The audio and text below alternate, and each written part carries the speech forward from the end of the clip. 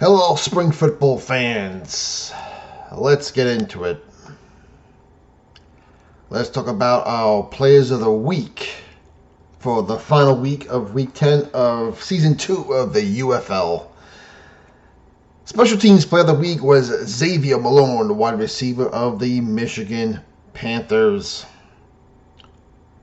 3 kickoff returns for 99 yards. One of them a big-time 50-yard return. Also had reception for 24 yards. So he is your special teams player of the week. Your Orthos defensive player of the week. No surprise here. Tate Crowder, linebacker of Birmingham Stallions. He had not one but 2 pick sixes for touchdowns for a total of 126 yards. I mean, he did better than most running backs do in football. That's pretty impressive.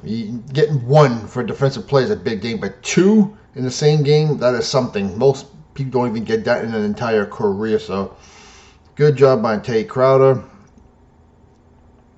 He is your defensive player of the week, and of course, the king of spring football, quarterback Luis Perez, was the Pizza Hut offensive player of the week.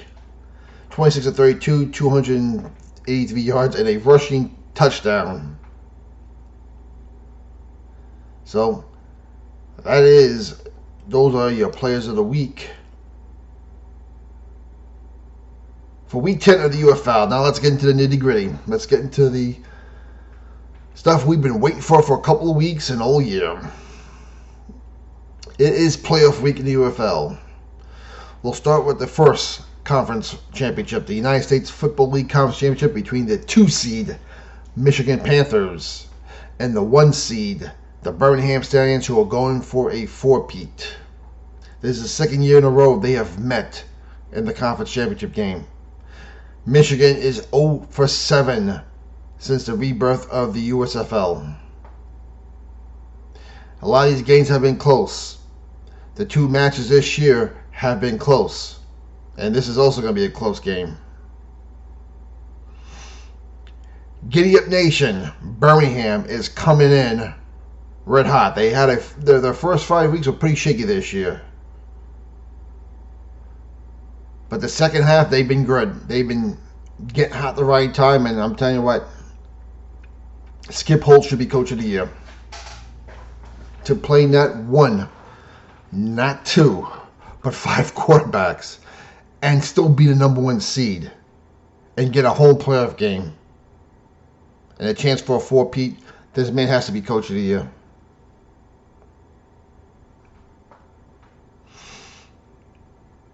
Now the Panthers were having a good year, and then they finished losing the last 2 because, well, last week's game meant nothing, so I take nothing from that anyway. And the week before, they lost another heartbreaker to the Birmingham Stallions. Bryce Perkins has been out for 3 weeks now. I don't like that. I was hoping to see him play just a little bit last week just to get some of the rust off, maybe get his timing back.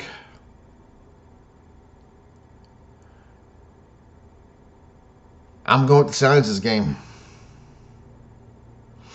I mean, I suppose if I saw Bryce Perkins play some of the game last week, I would have felt better about things. I mean, don't get me wrong, the Panthers can still win this game. But Giddy Up Nation and J. Moss Smith are on a hot streak right now. And I'm telling you right now, if Birmingham could run the ball tomorrow, this game's over. Because they haven't run the ball well all year. They've gotten better the last few weeks, but if they could run the ball against that Michigan defense, they win this game. And if J. Moss Smith continues to play the way he's been playing the last 3 weeks, I see Birmingham winning another close game. And it will be a close game. We have 2 good games this week. So as a spring football fan, you should be happy. For Michigan, they got to stop the run and put the game on J. Moss Smith's hands. If you are Michigan, you need Bryce Perkins to be on his A game. And then, being that we have two quarterbacks with similar qualities, this is going to be a funny quarterback matchup also. I'm hoping. I'm hoping we don't see any rust coming from Bryce Perkins. Now, people can say, well, what's in the league's best interest? Is the league's best interest to see Birmingham go for a 4-peat and be a big storyline going to next week's championship game? Or is the country sick of Birmingham? And do we want to see Michigan in that championship game? I'm not worried about that. I think well, the biggest storyline would be Birmingham going for a 4-peat. But I don't think, my personal opinion, and please leave your comments down below, this game, may the best team win as far as I'm concerned, but I don't see a big benefit either way for the league, for the sake of the league, if one of these teams does not make it. I really don't. But I'm going with Birmingham in a tight one. Call it 26-23. They just find ways to win. They have not figured out how to beat Birmingham yet, so I'm going with the 3-peat champs. Second game, the XFL Conference Championship game between my DC Defenders. Shields up, boys. Shields up. Against the number 1 seed, the St. Louis Battlehawks. And this game will be played at the Dome of America Center, whereas the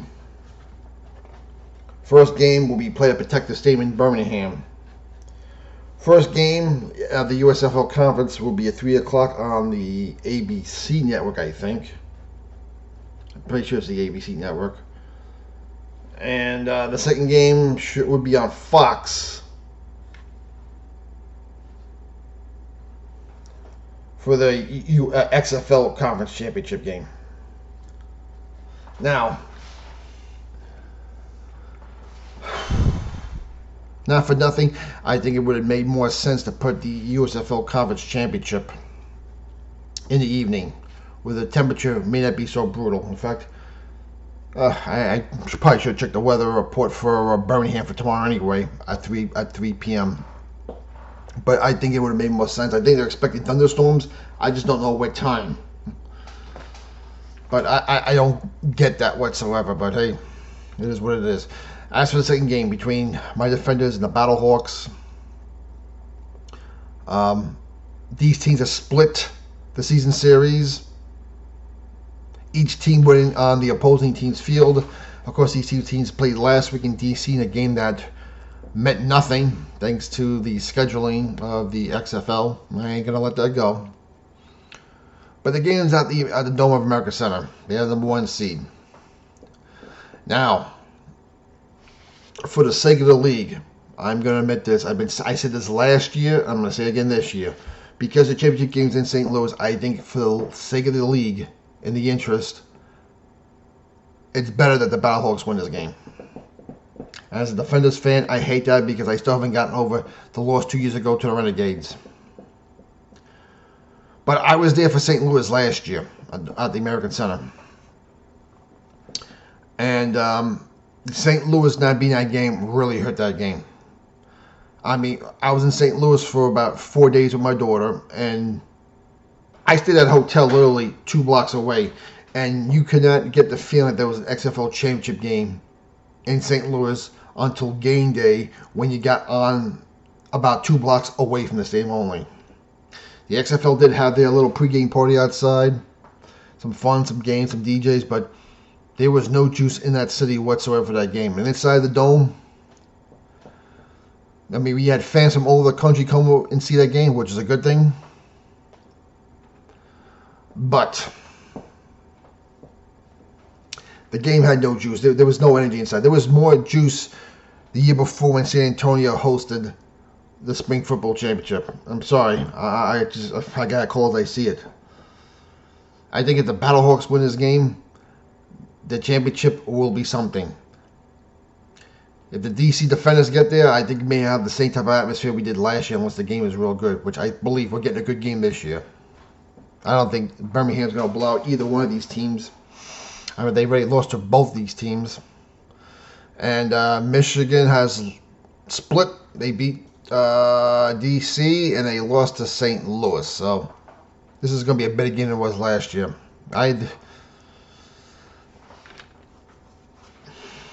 So for the sake of the league, I think it'd be good to see St. Louis win. Now, who's going to win the game? A lot of truthful St. Louis fans, they know where they get lucky in a lot of their games. Which, I could say that's true. But you know what? For my DC Defenders on both sides of the ball are Jekyll and Hyde. When their defense isn't beating the hell out of you, they get up over 30 points. And on the days where they give up over 30 points, their offense happens to explode and score more than 30 points. When the DC defense shuts you down, the DC offense does not do well in the red zone. And listen, they've had some big wins this year. They had some good wins, but I mean, they're very Jekyll and Hyde. The one advantage I do give DC Defenders this game is they do have a better quarterback. I'm sorry, Jordan Ta'amu is better than Max Duggan. He is, and he's better than Manny Wilkins. Jordan Ta'amu, even though he wasn't first team All-UFL, he should be the offensive player of the year.